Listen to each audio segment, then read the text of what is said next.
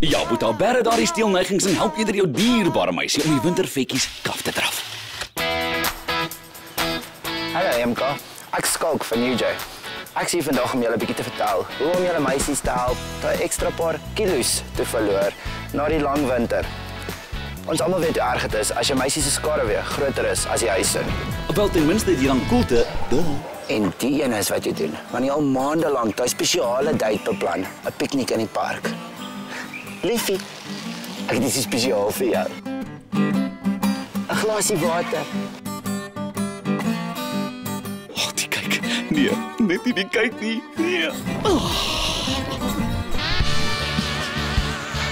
Okay, vandag werk ons bietjie aan die fiksheid.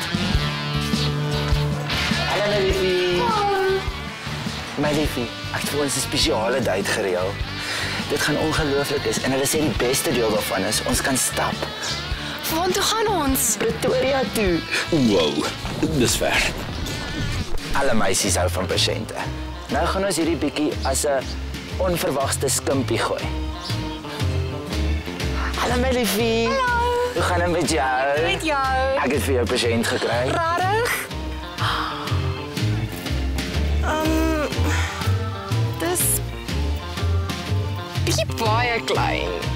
Ons gaan mos daaraan werk. Hy gaan mooi pas teen Desember. Wat probeer jy sê? Dat ek baie lief is vir jou. Kom ons gaan probeer hom aan.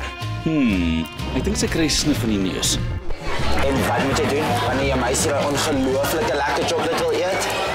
My liefie, jy kan nie daai sjokolade eet nie. Hoekom nie? Ek het die ander dag 'n artikel gelees wat sê as jy sjokolade eet, skei chemikalie af wat hare op obskure plekke op jou lyf laat groei.